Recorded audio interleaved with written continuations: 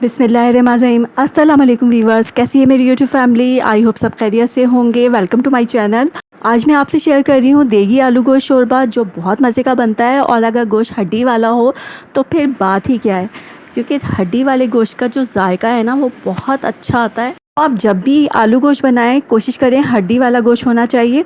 तो यहाँ पर मैंने लिया है आधा किलो हड्डी वाला गोश्त, और इसे अच्छी तरह से वॉश कर लिया था मैंने, क्योंकि हड्डियों में ताकत बहुत ज़्यादा होती है। बाज़ लोग तो सिर्फ हड्डी का ही सालन बनाते हैं और बहुत मज़े का बनता है। और 4 आलूओं को मैंने लंबाई में कट कर लिया है, 2 टमाटर को कटिंग कर लिया है मैंने। इसके अलावा मैंने 1 टेबलस्पून लाल मिर्च पाउडर लिया है, हाफ़ टेबलस्पून हल्दी पाउडर लिया है, 1 टेबलस्पून धनिया पाउडर लिया है, 1 टेबलस्पून सॉल्ट लिया है, और हाफ़ टेबलस्पून कश्मीरी लाल मिर्च ली है, इससे बहुत अच्छा कलर आएगा। 2 अदद प्याज ली है, और साबुत गरम मसाला लिया है, 1 टेबलस्पून ज़ीरा, 4-5 लौंगे ली हैं मैंने, बड़ी इलायची ली है 2 अदद, बादियान के फूल लिए हैं, तेज़पात का पत्ता, काली मिर्च, लौंगे, और जायफल जावित्री थोड़ी सी ली है मैंने।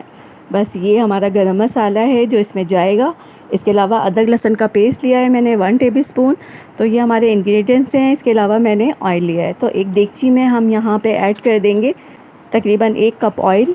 ऑयल जब थोड़ा सा गर्म हो जाएगा तो हम इसमें ऐड कर देंगे गरम मसाला। तो मैं ये आलू गोश्त गरम मसाले से ही स्टार्ट कर रही हूँ, यानी पहले गरम मसाला मैंने इसमें डाला है ताकि बहुत अच्छा खुशबूदार हमारा आलू गोश्त बने। तो बस 2 मिनट चलाएंगे। फ्लेम को मैंने लो रखा हुआ है। और अब इसमें हम ऐड कर देंगे 2 अदद प्याज, और प्याज को हमें लाइट ब्राउन करना है इसी गरम मसाले के साथ ही। तो फ्लेम को मैंने थोड़ा सा बढ़ा दिया था। देखिए प्याज थोड़ी सी लाइट ब्राउन हो गई है। अब हम इसमें ऐड कर देंगे अदरक लहसुन का पेस्ट, मिक्स करेंगे, और इसके बाद हम इसमें ऐड कर देंगे बीफ का गोश्त। और यहाँ पर ज़्यादातर ये मसला आ जाता है कि बीफ का गोश्त जल्दी गलता नहीं है, इसलिए लोग बार बार पानी डालते हैं। तो मैं यहाँ पे बताती हूँ आपको एक तरीका जिससे बहुत जल्दी आपका बीफ का गोश्त गल जाएगा, बिल्कुल हलवे की तरह गलेगा, ये नहीं कि सख्त हो जाएगा। तो मैंने यहाँ बीफ का गोश्त डाल दिया है। अदरक लहसुन के साथ हमें इतना फ्राई करना है कि इसका जो कलर है ना वो बिल्कुल चेंज हो जाए, यानी रेड से ये वाइट हो जाए। देखिए जितनी अच्छी भुनाई होती है ना, उतना मज़े का आपका सालन बनेगा। तो ये नहीं कि आपको अगर मेहनत नहीं करेंगे तो फिर सालन अच्छा नहीं बनेगा। यहाँ मैंने थोड़ा सा पानी डाल दिया था ताकि अदरक लहसुन का पेस्ट जले नहीं। तो हम गलती यहाँ ये करते हैं कि हम अदरक लहसुन के साथ ही भूनते रहते हैं गोश्त को, तो जिसकी वजह से गोश्त सख्त हो जाता है और फिर वो गलता नहीं है सही से। तो यहाँ मैंने थोड़ा सा पानी डाल के इसे भूना था। जब इसका कलर चेंज हो गया तो इसमें मसाले मैंने सारे डाल दिए।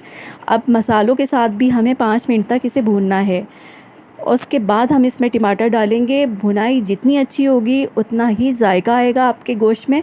तो बस इस बात का आपको ख़याल रखना है। टमाटर डालने के बाद हमें बस 2 मिनट तक इसे चलाना है। हमें इसे टमाटरों को भूनना नहीं है, ये खुद ही भुन जाएंगी गोश्त गलने के साथ साथ। अब हम इसमें ऐड कर देंगे इतना पानी कि गोश्त इसमें डूब जाए, यानी हमें पतीली भर के पानी नहीं रखना है, बस इतना रखना है कि इसमें गोश्त डूबता हुआ नज़र आए हमें। तो ये हमारा गोश्त अच्छी तरह से गल जाएगा इसमें।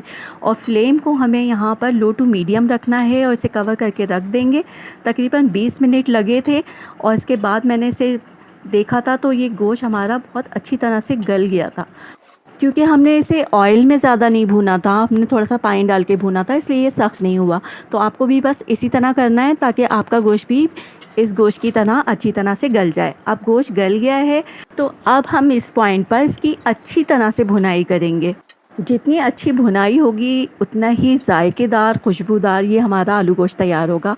और मैंने यहाँ पर हाफ़ टी स्पून गरम मसाला पाउडर इसमें ऐड कर दिया है। बस इतना भूनना है कि ऑयल ऊपर आ जाए, और ये देखें ऑयल ऊपर आ गया है। तो अब हम इसमें आलू ऐड कर देंगे, और इसके साथ ही 1 कप पानी इसमें ऐड कर दिया है आलू गलने के लिए, और इसे कवर करके रख देंगे बस 5 मिनट के लिए मीडियम फ्लेम पर।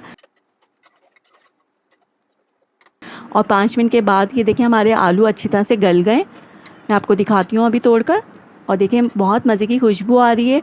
तो बस अब इस पॉइंट पर मैंने इसमें हरी मिर्ची ऐड कर दी हैं, और शोरबा दे दिया है आधा कप पानी डाल के, और आधा हरा धनिया इसमें ऐड कर दिया है। और बाकी का हरा धनिया हम इसमें बाद में ऐड कर देंगे फाइनल लुक में। और देखें आलू बहुत अच्छी तरह से गल गया है। अब बस इसे लो फ्लेम पर हम रख देंगे 5 मिनट के लिए। तो मिलते हैं 5 मिनट के बाद। ये देखिए बाकी हरा धनिया भी मैंने इसमें ऐड कर दिया है और हमारा मज़ेदार खुशबूदार देगी आलू गोश्त तैयार है। अब मैं इसे डिश आउट कर रही हूँ। है ना बहुत आसान सी रेसिपी। तो अगर आप भी चाहते हैं खुशबूदार मज़ेदार आलू गोश्त बनाना तो मेरी रेसिपी को ज़रूर फॉलो कीजिएगा। रेसिपी अच्छी लगे तो लाइक शेयर ज़रूर कीजिएगा और चैनल पे नए हैं तो सब्सक्राइब ज़रूर कीजिएगा। और ये सब आपकी मोहब्बत है, आपका प्यार है, आपका अपनापन है, जिसकी वजह से हम इतनी मेहनत से काम कर रहे हैं और आपके लिए अच्छी अच्छी रेसिपीज़ डाल रहे हैं।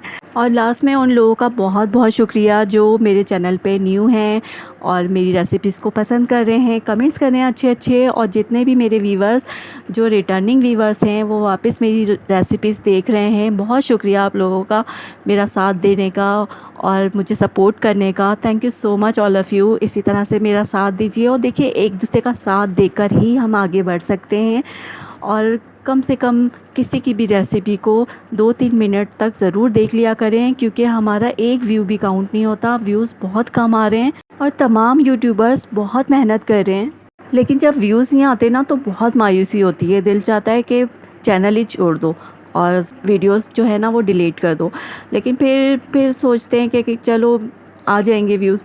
लेकिन प्लीज़ एक दूसरे का साथ दीजिए। देखिए मैंने ये आलू गोश्त डिश आउट कर लिया और कितने मज़े का लग रहा है। तो रेसिपी को ज़रूर ट्राई कीजिएगा। ओके वीवर्स, रखिएगा अपना बहुत सारा ख्याल। मिलते हैं एक और आसान सी रेसिपी के साथ। तब तक के लिए अल्लाह हाफ़िज़, टेक केयर, बाय।